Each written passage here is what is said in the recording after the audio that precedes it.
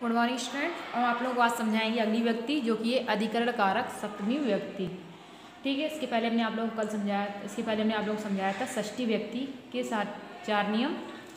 देखिए, अधिकरण कारक सप्तमी व्यक्ति, अधिकरण कारक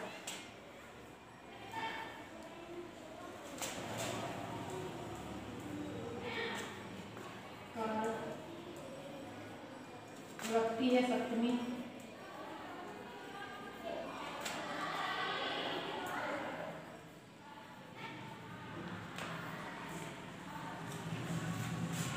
ठीक है, इसका चिन्ह होता है में, पर या ऊपर। क्या होता है इसका चिन्ह? में, पर। ये 3 इसके चिन्ह होते हैं। इसमें शब्द लगता है राम में। ठीक है, अधिकरण कारक सप्तमी व्यक्ति, इसके चिन्ह होते हैं, इसका चिन्ह है में, पर, ऊपर। इसके 3 शब्द लगता है राम में। इसमें 3 नियम पाए जाते हैं। नंबर पहला कि जहाँ पर में, पर का में, जहाँ पर ये चिन्ह पाया जाए में, पर, ऊपर का, और जिस स्थान या वस्तु पर कोई कार्य किया जाए उसमें सप्तमी व्यक्ति होती है। ठीक है, जिस स्थान या वस्तु पर कोई कार्य किया जाता है, अगर यहाँ वहां पर में, पर, ऊपर का चिन्ह पाया जा रहा है तो सप्तमी व्यक्ति होगी। ठीक है, पहला नियम है जिस स्थान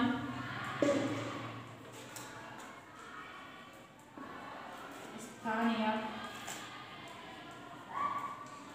वस्तु पर कोई कार्य किया जाए। ठीक है, और वहां पर अगर चिन्ह पाया जा रहा है, वहां पर अगर चिन्ह पाया जाए में, पर, ऊपर का, तो सप्तमी व्यक्ति होगी। वहां पर चिन्ह पाई जाए तो सप्तमी व्यक्ति होती है, सप्तमी विभक्ति होती है।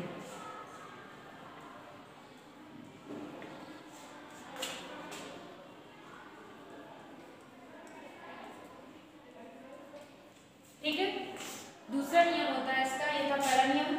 दूसरा नियम है इसका कि जहां पर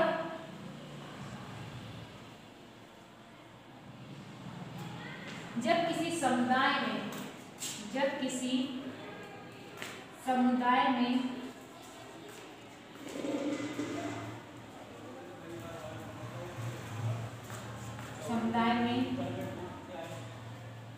किसी धातु या वस्तु की विशेषता पाई जाए, किसी धातु या वस्तु या किसी अन्य की विशेषता बताई जाए, या किसी अन्य की विशेषता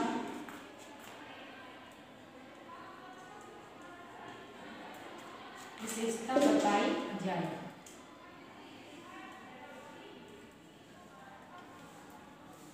ठीक है, जब किसी समुदाय में किसी धातु या वस्तु या किसी अन्य की विशेषता बताई जाती है, वहां पर सप्तमी व्यक्ति होती है। इसके बाद इसका आखिरी नियम है, इसका अगला नियम है कि जहां पर साधु या साधु का प्रयोग हो, साधु यानी कि अच्छा और असाधु यानी कि बुरा, जहां पर साधु या साधु का प्रयोग हो, जहां पर साधु या असाधु, ठीक है, जहाँ साधु या साधु के बारे में बताया जाए, साधु यानी कि अच्छा और असाधु यानी कि बुरा के बारे में बताया जाए, तो वहाँ पे सप्तमी व्यक्ति होती है। तो देखिए, सबसे पहले हम बताएंगे सप्तमी व्यक्ति का पहला नियम। ठीक है, वाक्य देखिए अगला, मैं प्रयाग में रहता हूँ, मैं प्रयाग में रहता हूँ, मैं प्रयाग में रहता हूँ। देखिए, इसमें शब्द कहाँ लगाएंगे? जिसमें कार्य को किया जाए, यानी जिसके द्वारा हमारा ये जो है में और पर का चिन्ह प्रसिद्ध होता है, वहां पे हम शब्द लगाएंगे। जैसे कि मैं प्रयाग में रहता हूँ, या प्रयाग में शब्द पाएगा। ठीक है, मैं के लिए अहम प्रयाग में हम लगाएंगे शब्द तो आएगा प्रयाग के। ठीक प्रयागे, रहना, रहना की वश, ठीक है। लेकिन अहम के साथ सब धातु रूप में लगा देते हैं आमी, तो लिखेंगे वशामी, अहम प्रयागे वशामी। अगला वाक्य,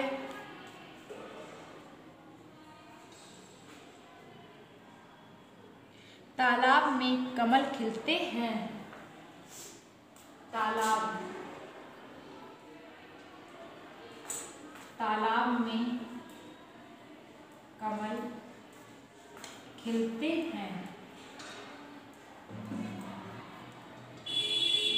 खिलते हैं। तालाब में कमल खिलते हैं, यहाँ शब्द किस में आएगा? तालाब में। तालाब को बोलते हैं सरा या सरोवर, यहाँ लिखेंगे सरोवरे, सरोवरे। कमल की बहुत सारे कमल है, बहुवचन में आएगा, लिखेंगे कमलानी। अब कमल के लिए ही हम सब धातु रूप लगाएंगे कमल के हिसाब से। तो यहाँ पे खिलना, खिलना क्या होती है? विकसित होना, तो लिखेंगे विकसंती, विकसंती, ठीक है। तालाबे, तालाब में कमल खिलते हैं, तालाबे सरोवरे कमलानी विकसंती। अगला वाक्य देखिए इसके बाद, अगला वाक्य, पेड़ पर पक्षी चहचहा रहे हैं। पेड़ पर, पेड़ पर पक्षी चहचहा रहे हैं। पेड़ पर, जहाँ पे पेड़ का पक्षी चहचहा रहा है, शत्रु आएगा पेड़ में, पेड़ की लगाएंगे वृक्ष, वृक्ष पक्षी, पक्षी हमारे बहुवचन में आएगा, तो लिखेंगे खगा नाम, ठीक है। यहाँ पे खगा लिख देंगे बहुवचन में, खगा। चहचहाना, चहचहाना की होती कुंजन करना, बहुवचन में आएगा कुंजंती, कुंजंती, ठीक है। वृक्ष खगा कुंजंती।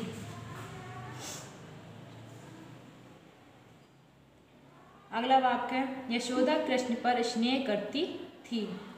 यशोदा,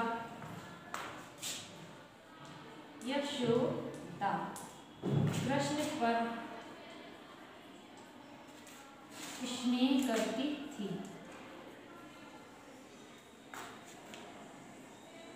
करती थी। देखिए ये वाक्य, यशोदा कृष्ण पर स्नेह करती थी, ये वाक्य कैसा है? ये वाक्य है भूतकाल में, ठीक है। करती थी, कार्य पूरा हो चुका है, ठीक है। और शब्द किस में आएगा? कृष्ण में आएगा। यहाँ पे लिखेंगे यशोदा कृष्ण, यशोदा कृष्ण पर, तो शब्द कृष्ण में आएगा, लिखेंगे कृष्ण। स्नेह करती थी, स्नेह करना क्या होती है? स्नेहती, ठीक है। स्नेहयत, लेकिन भूतकाल में यत लिखेंगे आ स्नेहयत,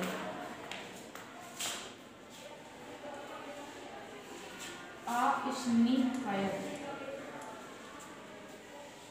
ठीक है। अगला वाक्य देखिए, विद्यालय में छात्र पढ़ते हैं। विद्यालय में,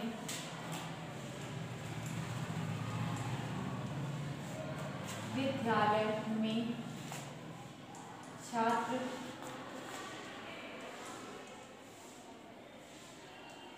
पढ़ते हैं, विद्यालय में छात्र पढ़ते हैं। यहाँ पे शब्द आएगा विद्यालय में, लिखेंगे विद्यालय।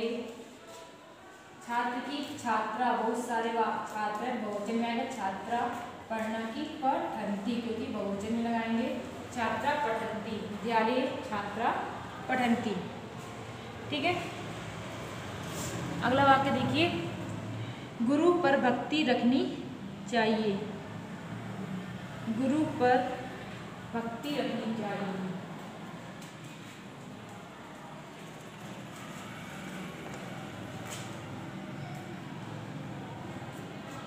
गुरु पर भक्ति रखनी चाहिए। अब देखिए यहाँ पे क्या आया? रखनी चाहिए। चाहिए के लिए हम कौन सी लकार लगाएंगे? विधिलेय लकार, ठीक है। तो यहाँ पे गुरु, गुरु पे शब्द आएगा गुरु, गुरु, गुरु की गुरु, ठीक है। अष्टमी सप्तमी व्यक्ति में गुरु को हम लिखते हैं गुरु। भक्ति की भक्तिम, रखनी चाहिए या करनी चाहिए, ठीक है। लेकिन किसमें आएगा, दीर्घ लकार में, तो लिखेंगे कुर्यात्, ठीक, गुरो भक्ति कुर्यात्। ये तो था सप्तमी व्यक्ति का पहला नियम कि जहाँ पर में पर ऊपर का चिन्ह पाया जाए और जिसमें कोई कार्य किया जाए, जिस स्थान या वस्तु में कोई कार्य किया जाता है, ठीक है। जैसे कि अगला वाक्य देख लीजिए। अगला वाक्य है कि जैसे वह पतीली में चावल पकाता है, वह पतीली में, वह पतीली में चावल पकाता है। यहाँ पे पतीली बोलते हैं स्थाल्य, स्थाल्य बोलते हैं, ठीक है। नपुंसक लिंग में आएगा, लिखेंगे पहले सा स्थाल्याम, इसका लिखेंगे क्योंकि नपुंसक लिंग के सदरूप अलग होते हैं। तो सा स्थाल्याम चावलों की तांडुलाम पचती, पकाना की पचती, ठीक है। ये तो था पहला नियम। इसके बाद अगला नियम देखिए कि जहाँ जिस समुदाय में किसी व्यक्ति वस्तु या किसी अन्य की विशेषता बताई जाए वहाँ पर सप्तमी व्यक्ति होती है, ठीक है। देखिए अगला नियम है, यहाँ पे विशेषता बताई जाए तो देखिए गायों में काली गाय अधिक दूध देती है। गायों में काली गाय अधिक दूध देती है।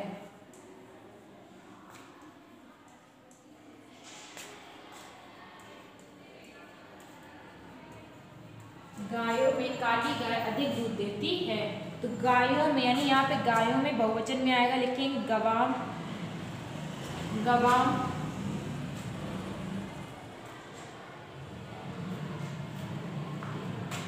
गवाम। अब इसके बाद काली गाय, तो काली गाय लिखेंगे गोशु व कृष्णा, काली के लिए कृष्णा, अधिक दूध देती है तो बहुक्षीरा, बहुक्षीरा अस्ति, ठीक है। गायों में काली गाय अधिक दूध देने वाली गाय है या अधिक दूध देती है तो गवाम गोशु व कृष्ण बहुक्षीरा अस्ति। अगला वाक्य ऐसे कवियों में तुलसीदास, कवियों में तुलसीदास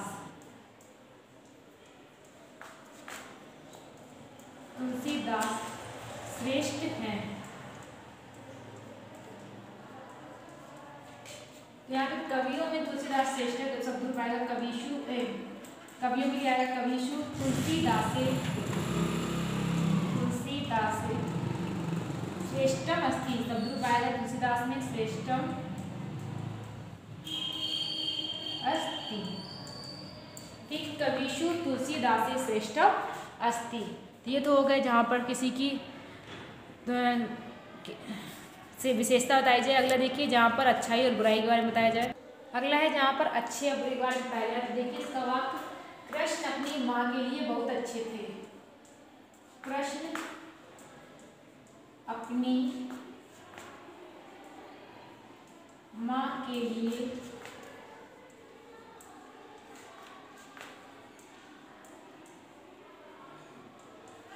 बहुत अच्छे थे, ठीक। कृष्ण अपनी माँ के लिए बहुत अच्छे थे।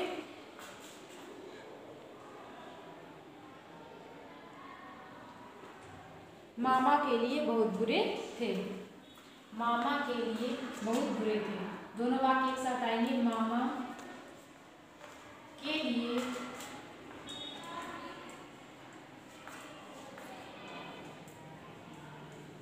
बहुत बुरे थे,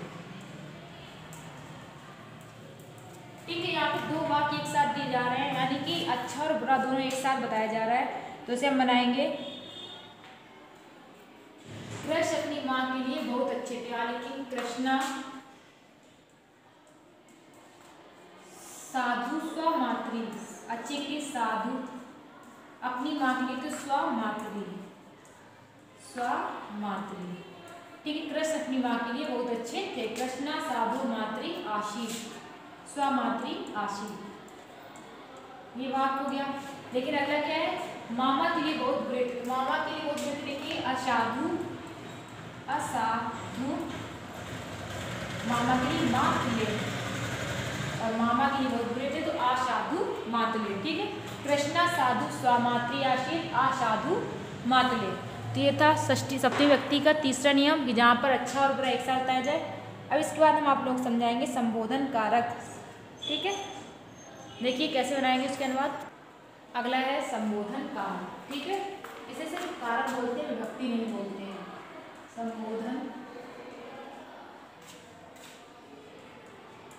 कारक, इसमें शब्द रूप आता है हे, वो, हे, वो, अरे। इसके ये चिन्ह होते हैं, इसमें शब्द रूप लगता है हे रामा, इसमें ये शब्द रूप पाया जाता है। ठीक है, संबोधन वाचक का ये चिन्ह पाया जाता है। ठीक है, इसका एक ही नियम होता है कि यहाँ पे ये वो अरे आदि मतलब रिस्पेक्टेबल संबोधन का पाया जाए, वहाँ पे अष्टमी व्यक्ति संबोधन कारक होता है। देखिएगा कैसे, हे लड़कों राम अयोध्या में रहते थे। हे लड़कों,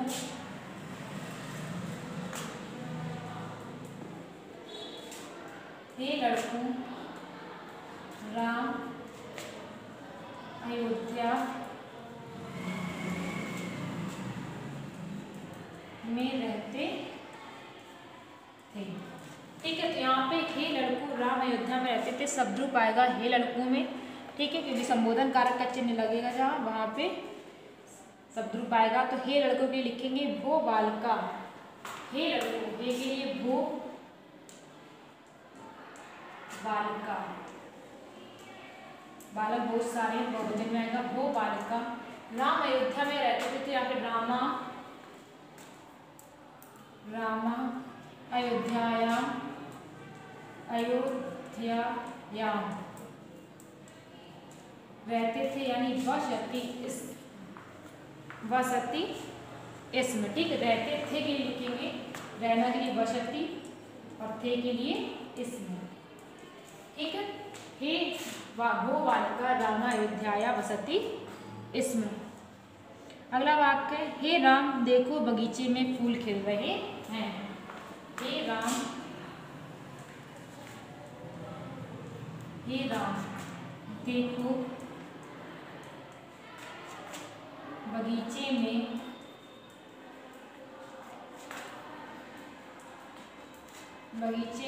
फूल खिल रहे हैं।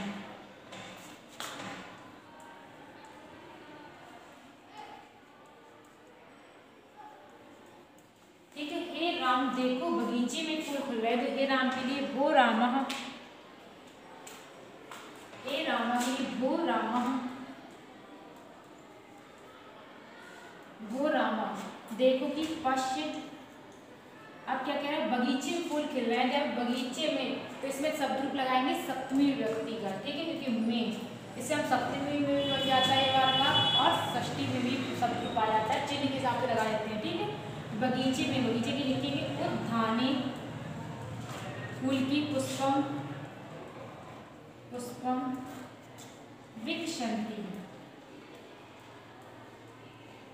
इसमें हमने उद्याने से लगाया क्योंकि जिसमें कोई कार्य किया जाए, अभी हमने इसके पहले समझाया था कि जिसमें कोई कार्य किया जाता है वहाँ सप्तमी व्यक्ति होती है, तो इसमें सप्तमी और अष्टमी दोनों हैं, इस वजह से। अगला वाक्य देखिए, अगला वाक्य देखिए,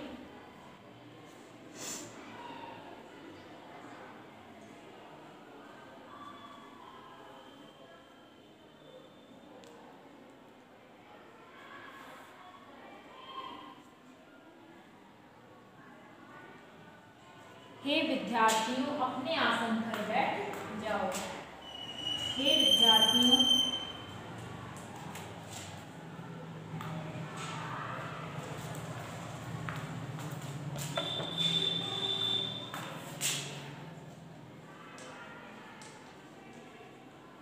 हे विद्यार्थियों अपने आसन पर बैठ जाओ।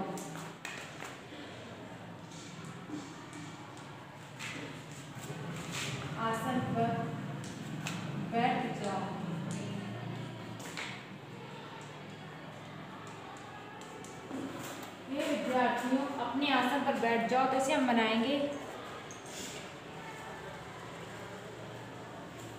इसे बनाएंगे हे विद्यार्थियों के लिए, हे छात्रा। विद्यार्थी बहुत सारे हैं, तो हे छात्रा, वो छात्रा अपने आसन पर, अपने के लिए स्व आसन पर, सभी व्यक्ति बनेगा स्व आसने, बैठ जाओ। तिष्ठतु, तिष्ठन्ति, स्व आसने तिष्ठन्ति। अगला वाक्य देखिए, इसके बाद अगला वाक्य देखिए,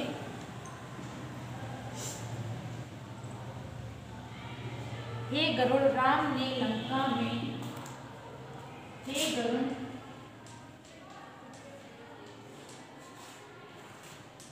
राम ने लंका में रावण को मारा।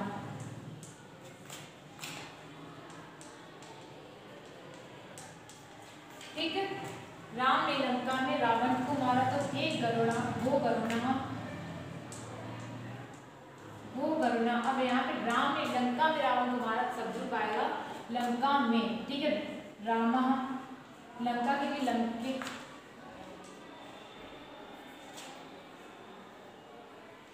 लंके आएगा यहाँ पे, लंके रावणम, रावणम मारना की आहनत, क्योंकि रावण एक वचन है। ठीक है, आहनत है, भो गणना रामा लंके रावणम आहनत। ठीक है, अब इसके बाद ये आपके जो अनुवाद थे वो हो गए समाप्त। आपकी सारी व्यक्तियाँ कंप्लीट हो चुकी हैं।